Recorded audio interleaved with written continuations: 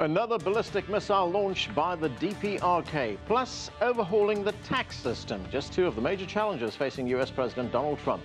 Hello, I'm Anand Naidu, and this is The Heat.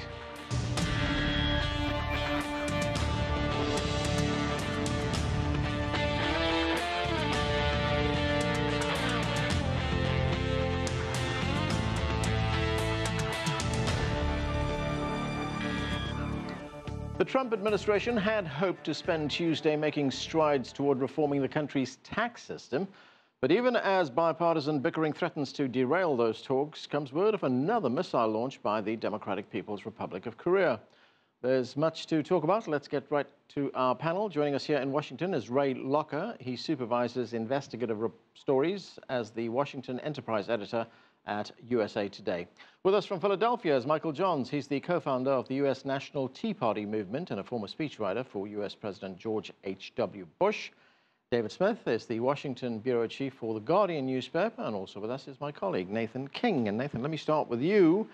This is the U.S. Defense Secretary, James Mattis, talking about the ballistic missile launch. Let's watch. North Korea launched an intercontinental ballistic missile.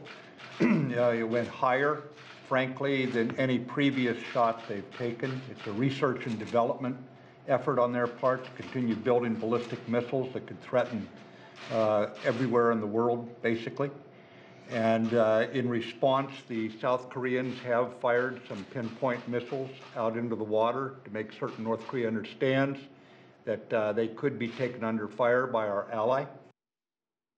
Higher than ever before, and could threaten any part of the world. What else do we know? Yeah, it only went 1,000 miles in distance, but it went vertically 4,500 kilometers. That is by far the most impressive test that we've seen from the DPRK. It's probably a Hwasong 14 missile. They've tested it before. It looks like it's getting better. So this is very interesting. It's interesting they chose to shoot it straight up because it wasn't over Japan. It could have threatened Guam, as they've it could even threaten the United States, but they decided to fire it straight up. But it's a huge advance in their technology. So that tells us that their technology is pretty sophisticated? Yeah, very much so. And I think it fits into the pattern where the international community has underestimated Pyongyang's ability, both in its ballistic missile program and its nuclear missile program. Remember, we've had a pause for the last 2 months, and a lot of the media said, oh, that's good. And tensions have decreased rhetoric. But the reason for that, largely experts say, is because they've done so much testing in 2017. They've got all this data to crunch, all these missile tests and nuclear tests. Remember back on September 6th, a hydrogen bomb, potentially 280 kilotons up to, a huge advance for them. So they've got all this testing to go through, and they are perfecting these missiles.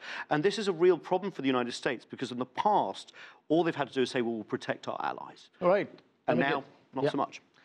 Let me get Michael John's take on that. Michael, as Nathan says, this is a big problem for the United States. How does the United States respond? Yeah, I don't know anyone who doesn't believe this has been, arguably the greatest national security threat that we've confronted potentially since the Cold War. I think it's taken very seriously by the administration. I think it's taken seriously by both parties. It's certainly taken seriously in Asia by our two primary allies there, South Korea and Japan. And I think increasingly China's cooperation with the United States, hugely important, is encouraging. Regrettably, this is a failure of U.S. policy in the sense that we have had decades now of procrastination in confronting the reality that we're, now witnessing today of how imminently close North Korea and Pyongyang are to the development of ICBM nuclear capability, and that would represent a direct threat to, to the 48 states of the United States. So, I think the message that is being communicated today, Trump, you might write this off as not, an overly detailed policy plan, but I thought it was insightful and instructive. He said, we're going to take care of it. And I think from his words, that should mean a lot. I think it means, number one, that we are not going to allow North Korea to develop that capability. That's been stated emphatically by this administration. And number two, which should hopefully put Pyongyang at some degree of ease. We're not looking to dictate the form of government that runs North Korea. So any perception there that we are engaged in some sort of regime change effort or any concern that might exist in China regarding that, I think should be put to the side. That is not the intention of this administration. It is simply to maintain a denuclearized Korean peninsula. David, what kind of options does the United States have? I mean, Donald Trump may say, we're going to take care of this, but really, what can he do? Yeah, I think they're somewhat limited.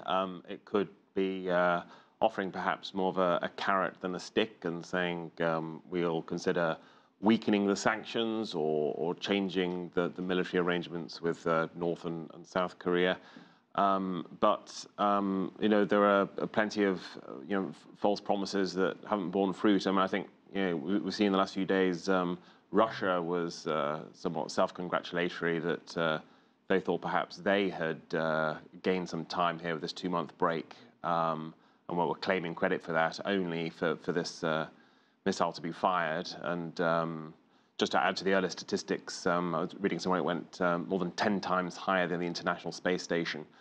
And one of the big worries is, what if they don't already, there's the capacity for a mobile launcher, then how on earth do you deal with that? You can't sort of take out the launch site. So, as ever, I think the options are extremely limited for President Trump.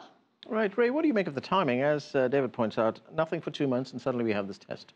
I think it's just because they were ready to do it. I don't think there's really anything significant in waiting 2 months. But who knows with North Korea? They have a way of confounding everybody. I mean, the dimensions of this test are impressive. The altitude that the missile reached, gives people pause because you don't know what else they have up their sleeve. And the options are extremely limited. A military strike, now we can see what they do. We know how close the DMZ is to Seoul, where they can launch artillery at a moment's notice. There aren't very many options other than to talk. And it doesn't seem like the DPRK is sensitive to any kind of pressure. I mean, we just heard threats of more sanctions. The United States government has just restored the status of what's sponsored as a terrorist nation. Right. None of that seems to have had any effect. They've been under sanctions for years. I mean, it hasn't stopped them. They have obviously found a way to get around sanctions and develop what is now a very impressive missile system, and as well as nuclear weapons. I mean, an H-bomb, that's something we hadn't figured that they were able to do, and they've done that all under the sanction regime.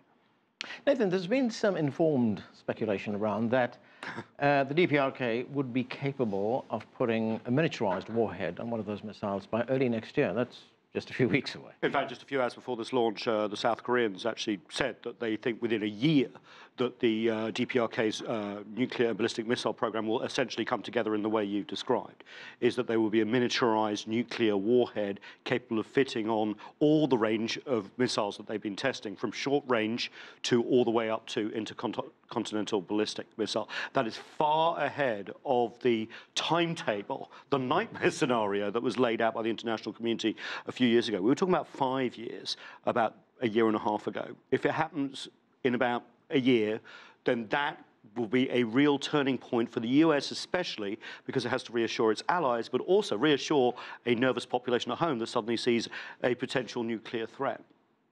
Michael, getting back to what you said earlier on about the United States taking care of this, is it a little bit too late right now? Are events on the Korean Peninsula actually getting ahead of what the United States can do? I think the position of the administration is right on target in that you have to preserve all options. I mean, certainly the diplomatic options should never be written off. It was reiterated today by the Secretary of State that, we remain open to, that approach. Clearly, it is not, as we've all noticed over the last few decades, proven successful. But I think it has to remain on the table as an option.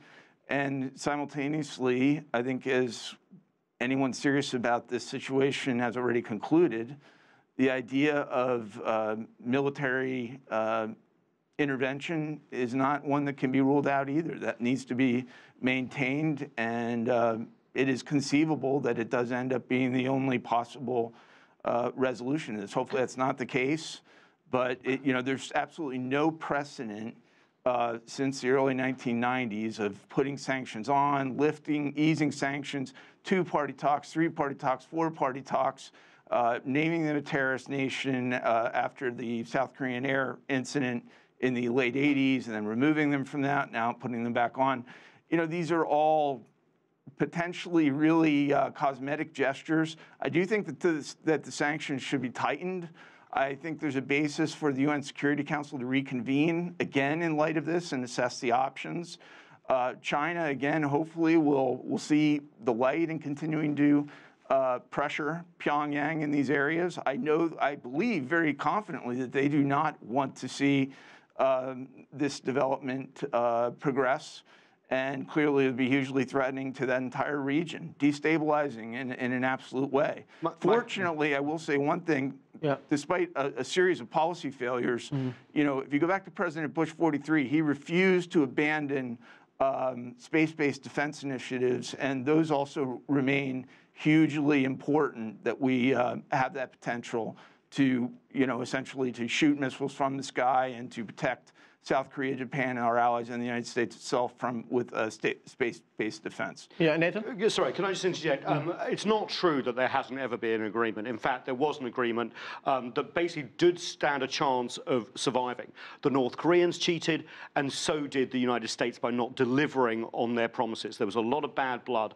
Remember, on the eve of the Clinton administration leaving, he was actually meant to go to Pyongyang and did not, because George W. Bush won the election and Al Gore did not follow up. So there was a missed opportunity there. I just want to say that historically. In terms of military solutions, there are none. There really are no good military solutions, which is why Trump's rhetoric has been pushed back so vociferously over time by the international community, the region, including his allies, as well as people within his inner circle. The diplomatic push that's coming up is going to be very interesting. Breaking news in the last sort of 3 or 4 hours. Buried in all these comments was Secretary of State Tillerson, who said the United States, in partnership with Canada, will convene a meeting of the United Nations command-sending states. You know what that is? That's the alliance in the Korean War. And the reason it looks like they're doing this is because it creates a diplomatic grouping that's outside of the United Nations Security Council, does not involve Moscow or Beijing, but does involve all their allies in the region and the Western powers. This seems to be a new diplomatic track, with Washington saying, we're not getting anywhere with the UN. We're not getting anywhere with our allies. Beijing and us see this differently. They may be going a different approach, and that is going to be very interesting. Yeah, go ahead. Well, you know what happened the last time we had that group of nations together in Korea? China attacked North Korea. We got in a war with China for 2.5 years. Absolutely. I don't think anybody wants that to happen again. The military options are pretty much non-existent. There's a temptation, hey, what if we nuked North Korea? The fallout would be catastrophic. It would go everywhere in that region. Nobody wants it. Nobody, thinks it's even conceivable, and you can't do it with conventional weapons. So what do you do? So, David, it looks like if there's going to be any kind of diplomatic initiative, there's just 2 ways it could go. Either the world persuades the DPRK to reverse its nuclear program, scrap all its weapons that it has right now, or it accepts the DPRK as a member of the nuclear club. And I sort of feel that fundamentally the latter may be inevitable. I mean, you're kind of asking to put a lid on scientific progress, and if they don't achieve it in the next year, then are we going to say that 10 years from now, 50 years from now, they won't achieve this potential? I fear it has to be accepted. The other, fundamental issue in all of this is that these are extraordinary times where you not only have Kim Jong-un, but Donald Trump, who I believe his most recent tweet about North Korea was along the lines of, just because he called me old doesn't mean I'm going to call him short and fat. I mean, this is utterly bizarre, and no wonder we're all on edge. It's not like but in fairness, what policies worked? In fairness, so we've had 3 decades of every conceivable approach short of military intervention. I understand that things that might appear off the beaten path might appear odd to an onlooker. But, I guarantee you the president's being presented with very sophisticated intelligence about the psychological workings of, the North Korean leader, and it's important to explore new options. I think we all look at this and say this really is a horrifying situation.